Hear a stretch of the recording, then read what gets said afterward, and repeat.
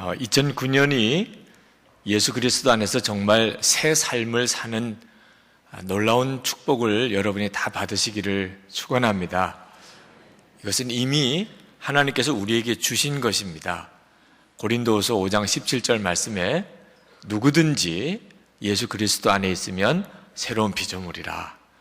이전 것은 지나갔으니 보라 새 것이 되었도다 하고 분명하게 약속해 주셨습니다. 우리가 예수님 안에 있는 것이 분명하다면, 그렇다면 우리에게는 완전히 새로운 삶의 축복을 하나님이 주시는 것입니다.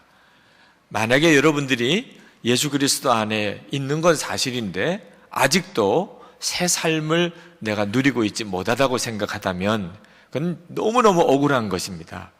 또 앞으로도 계속 그렇게 살아야 된다면 이건 오히려 두려운 일이 되는 것입니다. 여러분, 2009년도가 시작이 되면서 여러분의 삶 속에 정말 예수 그리스도 안에서 나는 거듭난 사람이다, 새 삶을 산다고 여러분이 분명하게 고백할 수 있게 되기를 원합니다. 어떻게 하면 그렇게 되나? 베드로 사도는 믿어지지 않을 정도로 간단한 대답을 주시고 계십니다. 그것은 회개하라는 것입니다. 회개하라. 그래야면 새롭게 되는 날이 너에게 있을 것이라. 그렇게 말씀하고 있습니다. 나면서 걷지 못하던 자를 예수 그리스도의 이름으로 일으켜내는 기적이 일어났을 때 예루살렘에 있던 많은 사람들이 베드로에게 몰려들었습니다.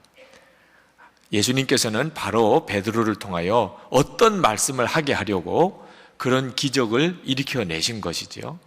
베드로가 그 예루살렘 거민들에게 세 가지 요지의 말씀을 전했습니다. 하나는 이 사람이 일어난 것이 예수님이 하신 것이다. 두 번째는 예수님은 십자가에 죽으셨었는데 하나님께서 그를 다시 살리시고 영화롭게 하셨다. 세 번째는 너희들이 바로 예수 그리스도, 그분을 십자가에 못 박아 죽인 것이다. 그러니 빨리 회개하고 죄 없이 함을 받으라. 이것이 베드로의 설교의 요점이에요. 베드로는 하나님의 마음을 지금 예루살렘 시민들에게 전하고 있는 겁니다. 하나님의 마음은 예수 그리스도를 십자가에 못 박아 죽인 죄, 도대체 이런 죄를 가지고 어떻게 잘 살기를 바라겠습니까? 하나님의 아들 예수 그리스도를 십자가에 못 박아 죽인 그런 죄를 짓고 어떻게 제대로 살기를 기대하겠어요? 하나님은 예루살렘 시민들의 죄를 용서하기를 원하셨습니다. 그것은 예수님께서 십자가에서 하나님께 그렇게 기도하셨죠. 예수님께서 누가복음 23장 34절에 말씀하시기를 아버지 저들을 사하여 주옵소서 자기들이 하는 것을 알지 못함이니이다. 십자가에 못 박히실 때 예수님이 하나님께 알지 못해서 저러니 하나님 저들을 용서해 주십시오. 왜? 예수를 십자가에 못 박아 죽인 죄를 가지고 살 수 있는 사람은 없다 그 말입니다. 그러니 예수님께서는 당신이 모든 인류를 구원하기 위하여 십자가에 죽으시는 건데 자기를 십자가에 못 박는 저들도 하나님 용서해 주셔야 됩니다. 그렇게 기도하셨고 하나님은 그 기도에 대한 응답으로 지금 베드로를 통하여 나면서 걷지 못한 자를 일으키시고 그리고 몰려든 예루살렘 시민들에게 너희들이 빨리 회개하라. 너희들이 지은 죄가 무엇인지를 알고 회개하라고 그들에게 말씀한 겁니다. 베드로는 성령의 감동으로 그들에게 말하기를 너희들이 알지 못해서 그랬다. 17절 말씀에 예수님이 말씀하신 그대로지요. 너희들이 알았다면 그렇게 했겠느냐. 몰라서 그랬다. 두 번째는 하나님이 이미 예수님은 십자가에 죽도록 계획을 해 놓으신 일이다. 그러니 지금이라도 너희들이 회개하면 하나님은 용서해 주신다. 아무리 몰라서 그랬다 하더라도 하나님의 아들을 십자가에 못 박아 죽인 죄가 어찌 그렇게 간단한 문제가 되겠습니까? 아무리 하나님께서 예수님을 십자가에 죽도록 계획해 놓으셨다 하더라도 그 예수님을 십자가에 못 박아 죽인 죄가 어떻게 그렇게 간단히 아무것도 아닌 것처럼 넘어갈 수 있겠나요? 이건 결코 그럴 수가 없는 겁니다.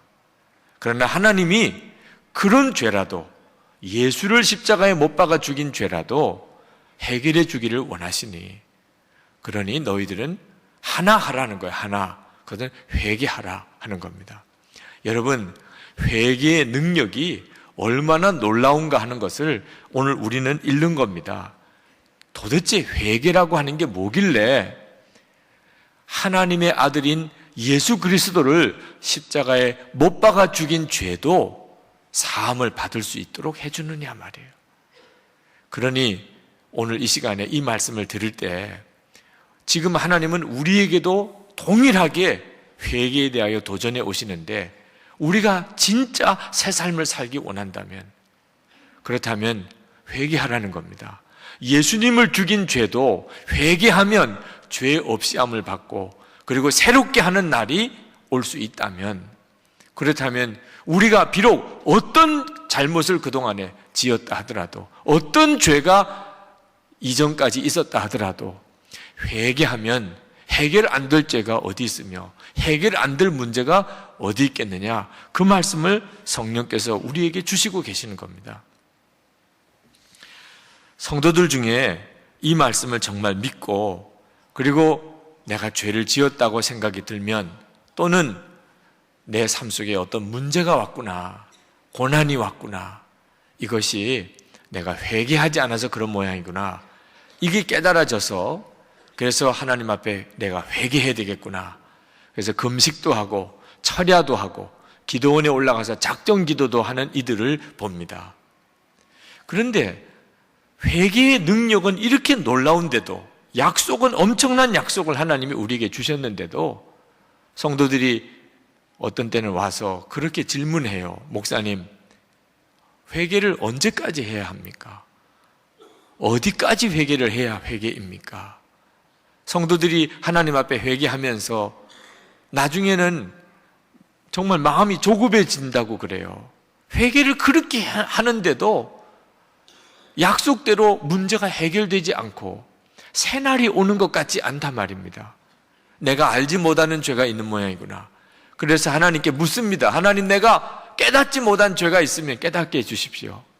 나중에는 내가 알지 못하던 죄까지도 하나님이 다 용서해 주신 줄 믿습니다. 그렇게 기도를 해보지만, 그러나 여전히 마음에 시원함이 없고, 그리고 삶 속에 하나님이 새날을 열어주시는 증거가 나타나지 않는다고 답답해 하시는 성도들을 봅니다.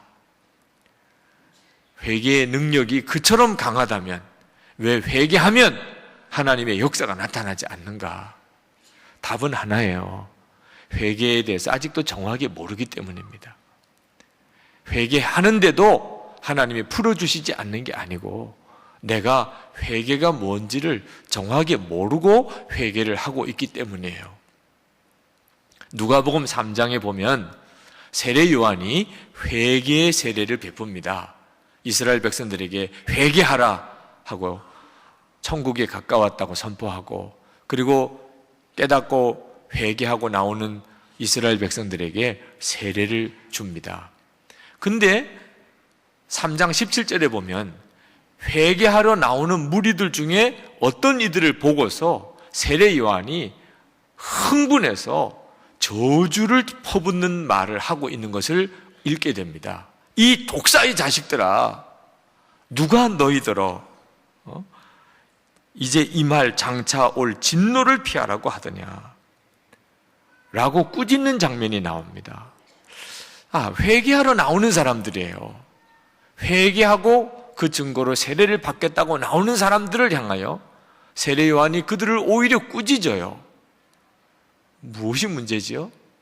세례 요한이 보기에 잘못된 마음을 가지고 회개하러 나오는 이들이 있더라는 겁니다. 그게 뭘까요? 벌받지 않으려고, 하나님의 진노를 피해 보려고, 그런 계산으로 회개하러 나오는 이들을 세례 요한이 꾸짖는 거예요. 너희들이 회개를 하러, 그런 마음을 가지고 회개하러 나온다면 너희들은 독사의 자식들이라.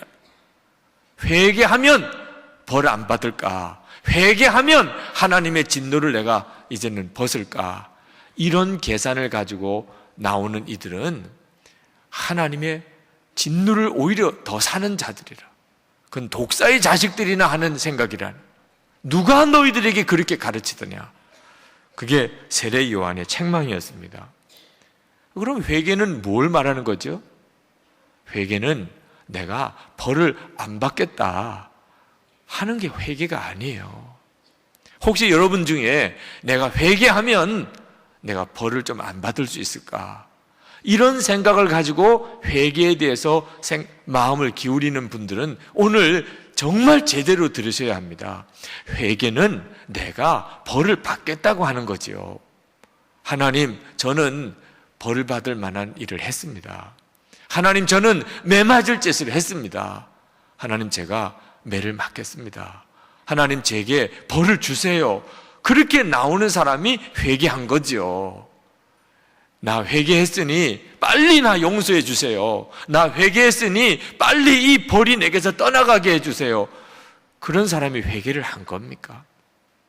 여러분, 세상에서 자기 죄를 자백하면 용서를 받습니까? 구속을 당합니까? 검찰에 가서 조사를 받습니다. 처음에는 나는 절대로 잘못한 게 없다고 그러지요. 왜? 잘못한 게 있다고 그러면 구속을 당하니까.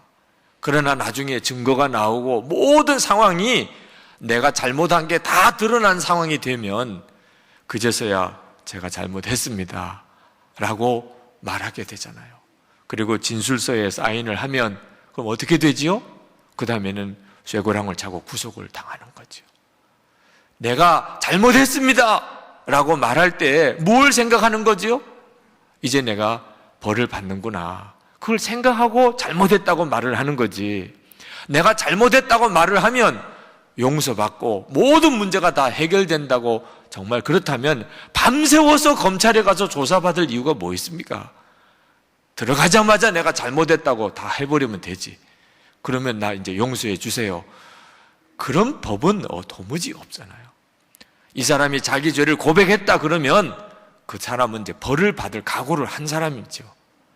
하나님 앞에 죄를 회개하는 것도 꼭 같은 것이라는 거죠.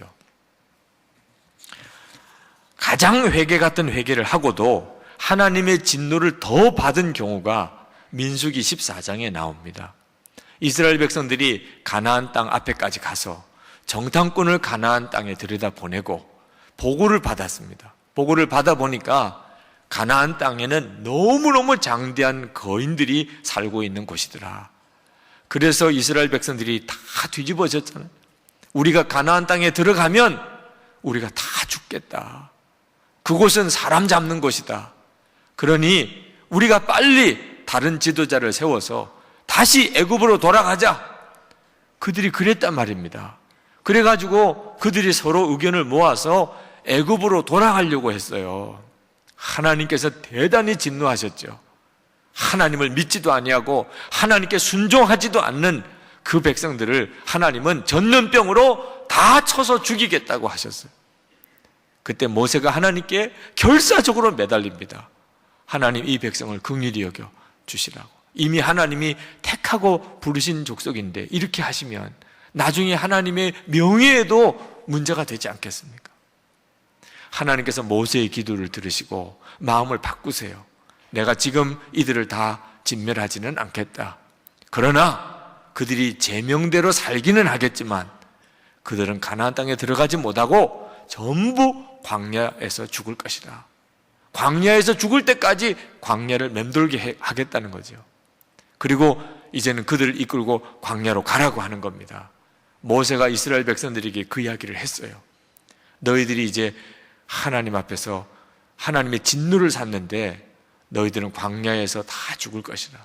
너희들의 자녀들만 가나안 땅에 들어가게 될 것이다. 자, 이 이야기를 듣고 난 다음에 이스라엘 백성들이 심각해졌습니다. 큰일 난 거지요. 사태가 아주 대단히 위태로워진 것을 알았어요. 그들은 밤새도록 그 문제를 가지고 의논했습니다. 어떻게 하면 좋을까? 그들이 마음을 바꾸었어요. 그리고 그 다음날 아침 일찍 그들은 가나안 땅을 향하여 돌진을 했습니다.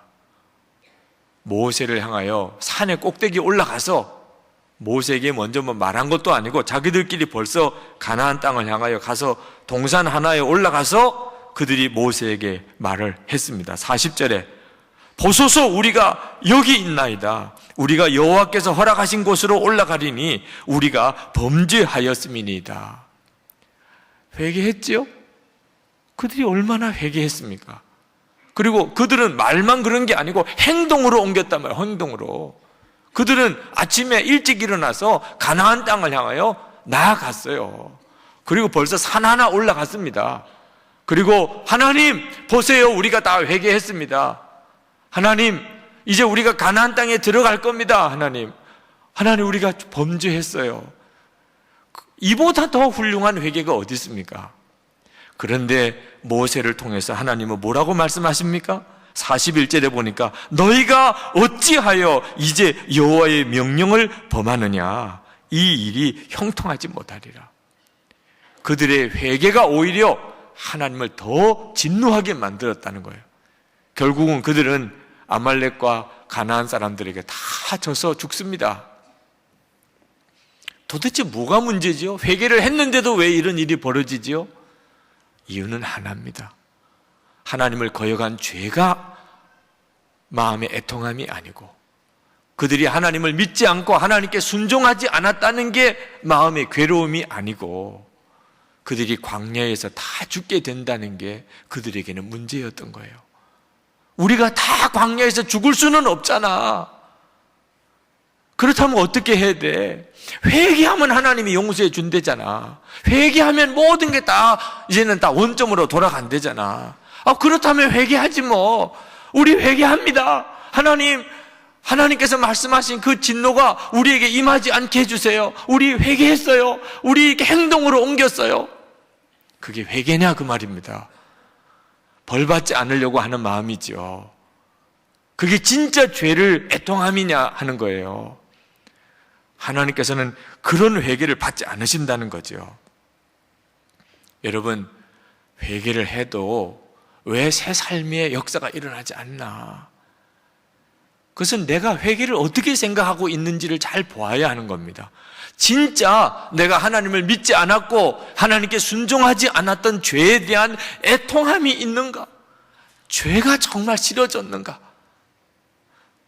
아니면 회개하지 않으면 벌 받는다니까 지금 겪는 이 어려움이 죄로 인하여 하나님의 징계인지 모른다고 생각이 들어서, 그렇다면 회개하면 죄 없이 함도 주고 새 삶도 주신다니까, 그래서 하는 그런 회개라고 한다면 그건 회개가 아니라는 거죠. 분명히 회개하면 하나님 용서하시고 회개하면 우리에게 새 삶을 주시는 말씀은 조금도 틀리는 말씀이 아닙니다. 그러나 문제는 회개가 진짜여야 한다는 거죠. 회개가 진짜여야 비로소 약속도 그대로 이루어지는 것이지, 내 마음속에 있는 회개라는 것이 겨우 어려움 당하지 않았으면 좋겠다, 벌 안 받았으면 좋겠다, 그런 게 회개라고 한다면 이건 회개가 아니라는 거죠. 회개는 오히려 벌을 받겠다고 하는 거죠. 때려달라고 하는 거죠. 내가 잘못했으니 내가 잘못한 벌을 받겠습니다. 그러나 하나님의 사랑을 내가 회복하기 원합니다. 예수님의 십자가를 제가 붙잡습니다. 저는 마땅히 벌을 받아 당연한 자입니다. 하나님이 나에게 어떻게 하시든지 내 생명을 걷어 가신다 하더라도 저는 할 말이 없습니다. 주님의 처분대로 나를 하시옵소서. 주님이 지금보다도 나에게 10배나 더 어렵게 한다 하더라도 저는 마땅히 그런 잘못을 저질렀습니다. 그러나 저는 오직 하나님의 사랑과 주님의 십자가에만 호소합니다. 하나님과의 관계가 풀려지는 역사는 회개 때문에 오는 것이 아니고 예수님의 십자가 때문에 오는 것입니다. 회개가 무슨 공로가 아니에요. 내가 회개했는데도 왜 하나님 풀어주지 않습니까? 회개했는데 왜 하나님 내게 새 삶을 주시지 않는 겁니까? 회개 자체가 무슨 공로가 돼서 하나님에게 대드는 것이 그게 회개가 아니라 그 말입니다. 우리를 풀어주시는 것은 전적으로 예수님의 십자가의 은혜로 되는 것이지, 회개는 그 은혜를 받을 수 있는 자격을 우리에게 보시려고 하시는 것 뿐이지요. 플로이드 맥클랑 목사님이 미시아라고 하는 딸이 있었는데, 이 딸이 어렸을 때 처음 거짓말을 하는 것을 보고 충격을 받으셨어요. 전혀 그럴 거라고 생각하지 않았던 아이가 6살 때 거짓말을 하는 걸 보고 얼마나 마음에 충격을 받았는지, 때려도 보고 야단도 쳐보고 달래도 보고 그 거짓말하는 버릇을 고쳐보려고 애를 썼지만 그때뿐이고 그때만 잘못했다 그러지 거짓말이 점점점 더 습관화되어 가는 겁니다. 나중에 이 맥클랑 목사님이 하나님께 두 손을 들었어요. 하나님, 제 힘으로는 도무지 이 아이의 거짓말하는 거 하나 고칠 수가 없습니다. 어린이들만 늦게 깨닫는 게 아니고 어른들도 똑같이 늦게 깨달아요. 처음부터 우리 힘으로 할 수 없는 거죠. 우리가 우리 자녀들을 바로 기를 수 있습니까? 우리 나름대로 한다고 오히려 마음에 상처만 심어준 다음에 그 다음에 가서야 하나님께 두 손 들고 하나님 해결해 주세요 그러니 오히려 더 해결하기가 어렵게 되고 난 다음에 하나님께 가는 거죠. 하여튼 맥클랑 목사님이 하나님께 완전히 항복했어요. 하나님이 해주세요. 저로서는 도무지 불가능합니다. 며칠 후에 하나님께서 이 맥클랑 목사님 마음에 그 미시아를 데리고 공원에 산책을 나가라 그런 지시를 하셨습니다. 미시아를 데리고 공원에 산책을 나갔습니다. 한참을 걷다가 하나님이 또 마음을 주시기를 내 딸 미시아 앞에 무릎을 꿇으라. 거짓말은 그 미시아가 하는데 아버지가 그 딸 앞에 무릎을 꿇으라는 거예요. 딸 앞에 무릎을 꿇었습니다. 그러니까 이 아이가 무슨 일인가 어리둥절하지요.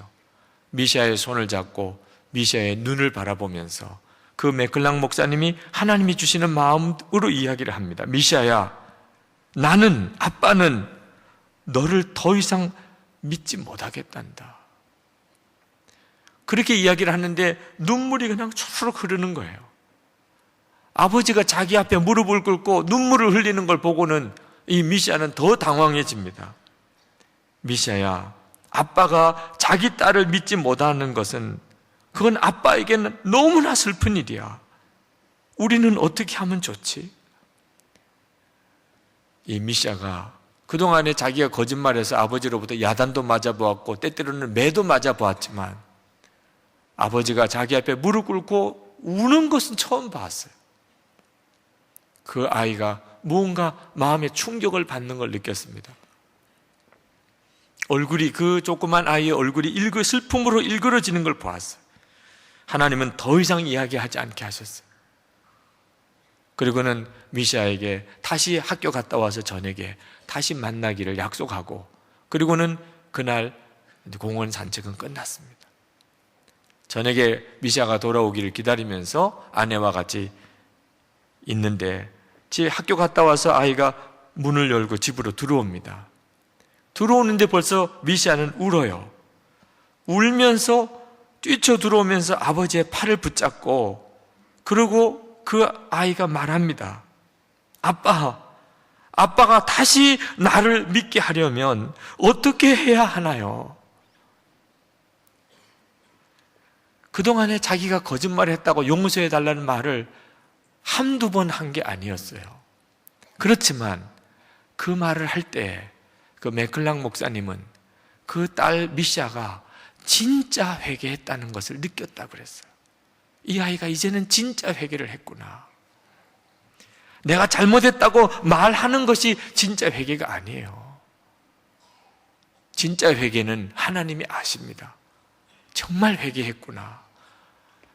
죄가 너무나 고통스러운 거예요. 안 맞으려고, 매 안 맞으려고 잘못했다고 말하는 것은 아직 회개가 아니에요. 자기가 너무나 아버지의 마음을 아프게 했구나. 그것이 정말 깨달아져서, 그래서 진심으로 자기가 어떻게 하면 좋을지 그렇게 말하는 것이 그게 회개지요. 매 맞는 게 두려운 건 회개가 아니에요. 아버지 하나님의 사랑이 정말 믿어지고, 내가 그 아버지 하나님의 사랑을 아프게 했던 것 때문에 내 마음이 고통스러울 때 그게 진짜 회개죠. 우리가 진정으로 회개한 증거 중에 하나는 우리의 죄를 드러내는 겁니다. 이스라엘 백성들이 우리가 어찌할꼬? 우리가 그리스도를 십자가에 못 박아 죽였다니. 그들은 자기들의 죄를 솔직히 고백했어요. 이것이 가장 두려운 일입니다. 죄를 짓고 난 다음에 내가 그런 죄를 지었다는 것을 모든 사람들 앞에 드러내는 거, 가장 두려운 일이지요. 그러나 하나님은 우리에게 그렇게 하라고 하십니다. 하나님의 사랑 안에 있기 위해서, 예수님의 십자가 안에 내가 거하는 것이 너무 좋기 때문에, 내가 내 죄를 드러내는 것으로 인하여 당하는 부끄러움, 그것 때문에 겪는 고통이 아무리 크다 할지라도 저는 나의 죄를 드러내겠습니다. 그것이 회개인 것이죠. 누가복음 15장 11절부터 24절에 보면 탕자가 돌아오는 이야기가 나옵니다. 아버지의 재산을 다 허랑망탕하게 탕진하고, 그리고는 거지가 되어 돌아오는 둘째 아들을, 뭐가 좋은 아들이라고 아버지가 잔치를 벌여줍니다. 이 말씀을 잘못 해석하는 분들은 회개하면 하나님 아버지께서 잔치를 벌여주었지 않습니까? 그러니 하나님, 나도 회개하니 하나님 내게도 새 옷을 입혀주고 금가락지를 끼워주고 잔치를 벌려주는 그런 축복을 주셔야 되지 않습니까? 하나님, 제가 언제까지 회개하는데, 하나님 도대체 어디까지 회개를 해야 하나님이 이런 일을 내게 주시겠습니까? 그는 성경을 잘못 읽고 있는 거예요. 이 돌아온 탕자가 잔치 자리에 앉아 있는 게 좋았겠습니까? 괴로웠겠습니까? 결코 좋은 일이 아니에요. 새 옷을 입히고 금가락지를 끼우고 잔치 자리에 앉혀 있어요. 자, 동네 잔치가 벌어졌습니다. 사람들이 무슨 일이야? 도대체 이 집에 무슨 일이 있길래 잔치를 벌이는 거야? 소를 도대체 어떤 일이 있길래 잡는 거야? 혼인이 있어? 무슨 회갑이야? 그런데 사람들끼리 옆에 수군수군 거리면서 무슨 말을 할까요? 이 집에 둘째 아들이 있었잖아. 그 재산 다 팔아먹고 아버지에게 말할 수 없는 불효자, 그 탕자가 있잖아. 그 탕자가 거지가 되어서 해골같이 돼가지고 돌아왔대. 그런데 이 집의 아버지가 그 아들 돌아왔다고 지금 잔치를 하는 거래. 저기 앉아있는 저 친구가 바로 그 탕자야. 둘째 아들이야. 그 소리를 그 자리에 앉아서 다 듣는 거죠. 여기서도 그 이야기하고 저기서도 그러고 손가락질 하면서 흘끈흘끈 쳐다보면서 자기를 바라보는 그 동네 사람들 앞에 앉아있는 게 그게 기쁨이에요? 고통이지. 차라리 너 뒷방 가서 있어라. 동네 사람 만나지 마라.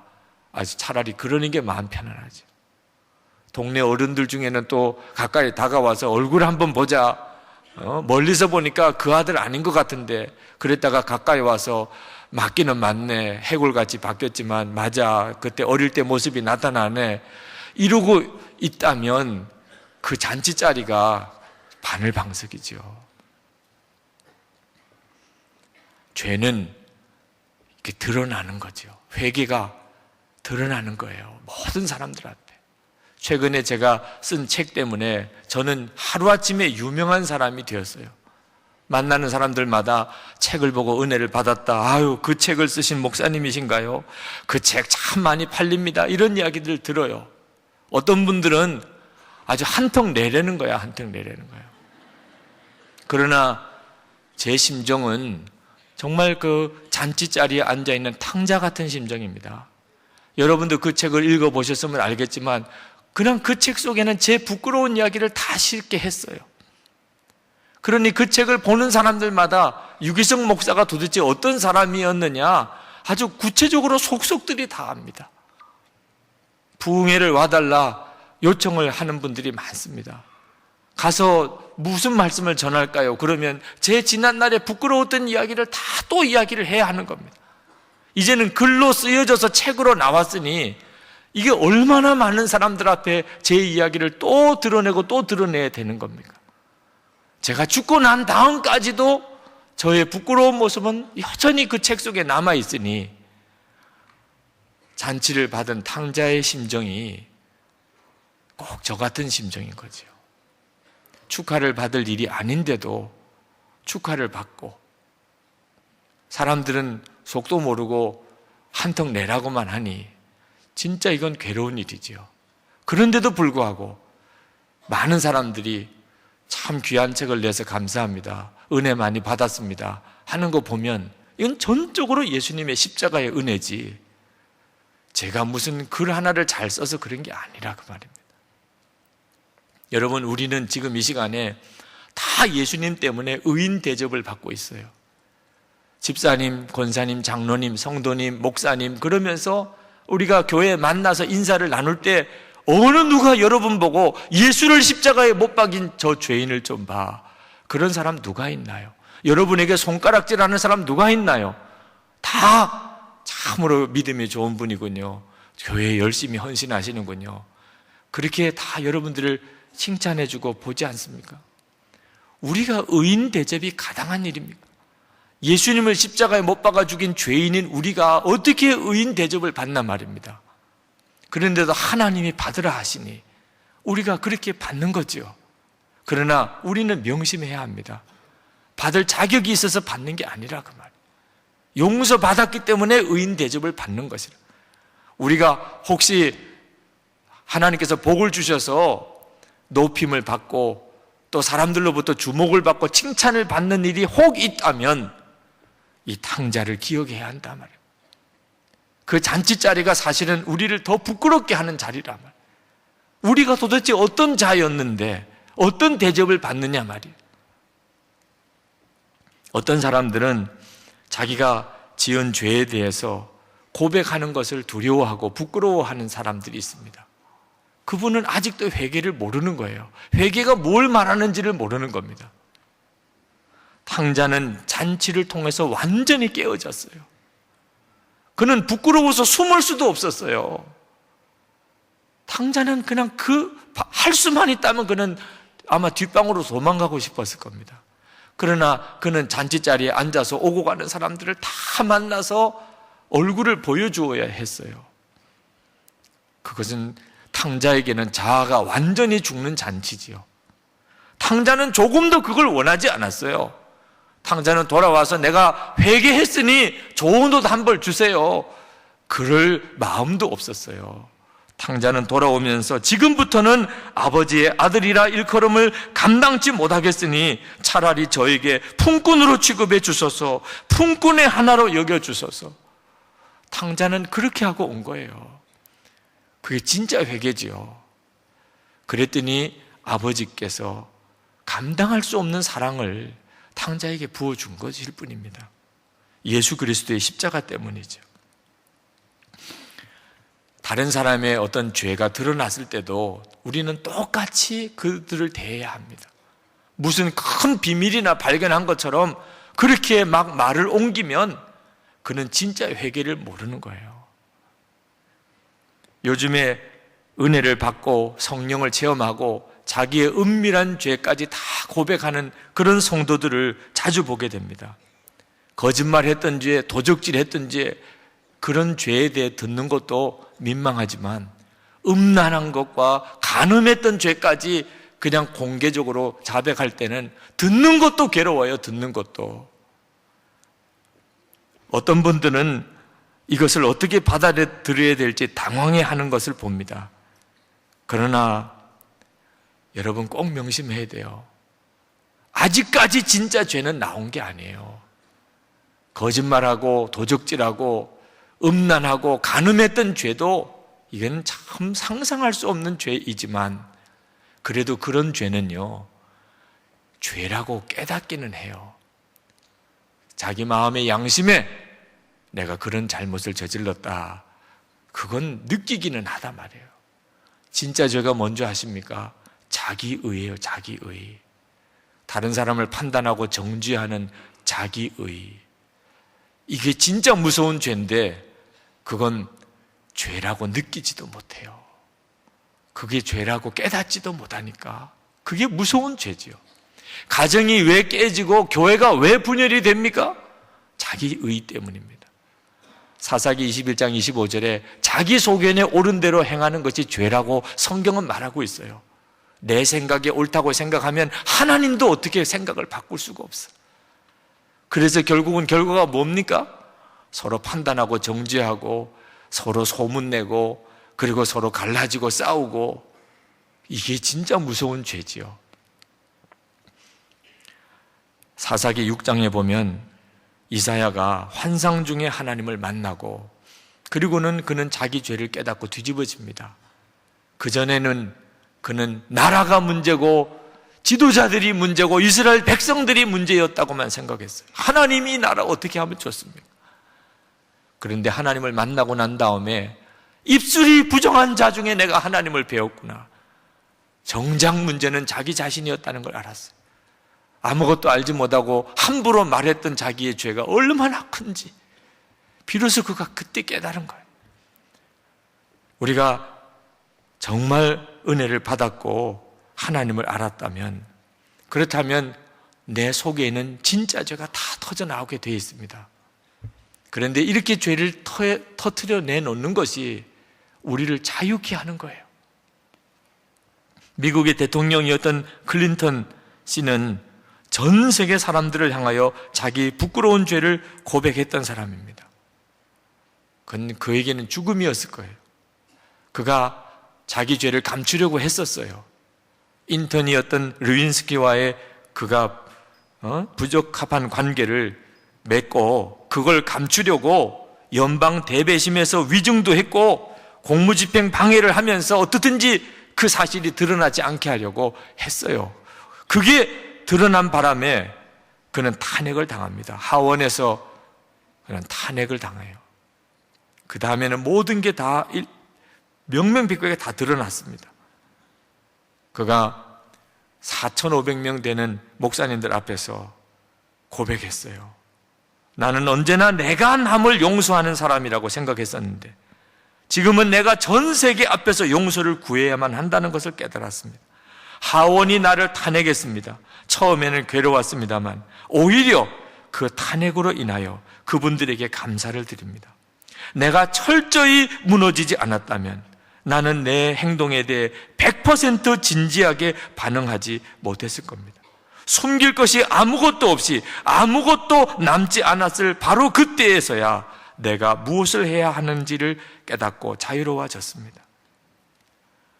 클린턴 대통령은 죄를 숨기려고 할 때는 그는 오히려 묶여있는 사람이었고 자기 죄가 다 드러났을 때 오히려 그는 자기가 어떻게 처신해야 되는지 이제는 자유로워졌다고 고백했어요.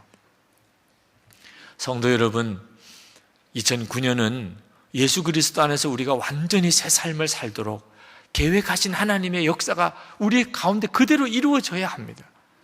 그러려면 반드시 진짜 회개가 있는 사람이어야 하는 거예요. 벌 받을까 봐 하는 회개, 어린아이들은 그렇게도 하지요. 부모가 매라도 들면 그러면 잘못했다고 소리 지르면서 잘못했다고 외치지요. 왜 매 하나 안 맞아 보려고. 그러나 우리도 어린아이 때는 그랬지만 이제는 그런 회개로 회개라고 생각하면 안 되는 것입니다. 죄가 그것이 문제인 거죠. 그것이 우리를 아프게 하는 거죠. 차라리 내 죄 때문에 맞기를 원하는 거죠. 이제는 매를 피하려고 하지 않는 거죠. 그러면 된 겁니다. 그러면 그 다음부터 하나님이 하시는 거예요. 예수 그리스도는 우리를 위해 십자가를 지셨습니다. 진정으로 회개하는 자에게는 반드시 새 삶의 축복을 주십니다. 이제 우리 같이 기도하십시다. 여러분, 정말 하나님이 기뻐하지 않는 죄를 여러분들 십자가에 못 박으시기 바랍니다. 주님 앞에 오히려 하나님, 나는 맞을 일을 했습니다. 그렇게 주님 앞에 나가는 자가 되기 원합니다. 숨기려고 감추려고 하지 마시고 진짜 죄가 뭔지 깨닫게 되기를 기도하시기를 바랍니다. 그리고 십자가를 붙잡으십시오. 우리 다 같이 통성으로 기도하겠습니다. 은혜와 사랑이 충만하신 아버지 하나님, 긍휼과 은혜로 도와주시는 하나님이 오늘도 사랑하는 성도들 하나님의 능한 손에 하나님 붙들어 주시고 아버지 하나님 이 시간에 하나님의 말씀과 성령의 역사로 만져주시기를 원합니다. 나의 좋으신 주님, 긍휼과 은혜로 도와주신 하나님, 주님의 역사를 믿습니다. 긍휼과 은혜로 함께 하신 하나님, 하나님의 놀라운 은혜를 의지합니다. 믿음 안에 허락하신 축복의 새 삶을 살게 하여 주옵소서. 오늘도 사랑하는 성도들을 주의 능하신 손에 사로잡으셔서 하나님 예수 그리스도 십자가를 붙잡고 하나님 앞에서 약속된 새 삶을 사는 성도들이 되게 해 주옵소서. 아버지 하나님, 매맞는 것 두려워하며 아버지 하나님 이제는 더 이상 그렇지 않습니다. 아버지 하나님, 이제 하나님 우리의 죄값의 부끄러움 더 이상 우리에게 문제가 되지 않습니다. 나의 하나님, 오직 하나님의 사랑, 주님의 십자가의 은혜만을 붙들고 나아갑니다. 아버지 하나님, 하나님의 약속, 주님의 놀라우신 은혜와 긍휼만 바라보고 나아갑니다. 오늘도 성도들을 만져주셔서, 말씀해 주셔서, 역사해 주셔서, 하나님 축복해 주셔서, 놀라우신 주의 은혜로 하나님의 크신 역사로 주님 같이 해주시기를 주여 간절히 소원합니다. 놀라우신 하나님, 아버지 하나님 들어주셔서 하나님 역사해 주옵소서. 아버지 감사합니다. 하나님 역사해 주시기를 원합니다. 주님 감사합니다. 우리 일어나서 부르십시다. 성령이여 강림하사, 성령이여 강림하사 나를 감화하시고 애통하며 회개할 맘 충만하게 하소서. 예수여 이오니 나의 기도 들으사 애통하며 회개할 맘 충만하게 하소서. 예수여 이오니 나의 기도 들으사 애통하며 회개할 맘 충만하게 하소서. 봉헌기도 후에 우리 원로 목사님, 유상국 목사님 축도해 주시겠습니다. 하나님, 우리의 마음의 중심을 받아 주옵소서. 진정으로 주님 우리의 죄를 애통하며 회개하며 하나님 앞에 나아갑니다. 우리가 벌 받을 것이 있으면 우리가 피하지 않겠습니다. 마땅히 받아야 할 벌이 있다면 주님, 우리가 오히려 달게 받겠습니다. 하나님 안에서 새 삶을 살 수 있다면, 하나님의 사랑 안에 우리가 거할 수 있다면, 주님의 십자가만을 붙잡을 수 있다면 어떤 것도 부끄럽지도 않고 두렵지도 않습니다. 하나님, 주님의 놀라우신 은혜, 십자가에 말할 수 없는 사랑 감사합니다. 우리를 초청해 주시는 주님 감사합니다. 하나님, 진정으로 죄를 회개하고 애통하며 하나님께로 나아가는 모든 성도들을 받으시옵소서. 오늘도 드려진 찬양, 우리의 기도, 또 이 시간에 주님 앞에 우리의 감사의 마음을 담고 우리의 온전한 11조를 드리고 건축헌금과 선교헌금을 하나님께 드리는 성도들의 헌금을 주님께 올려드립니다. 아버지 하나님, 하늘 문을 여시옵소서. 약속하신 성령으로 충만하여 주옵소서. 주의 사명 크게 감당하는 성도들 되게 하여 주옵소서.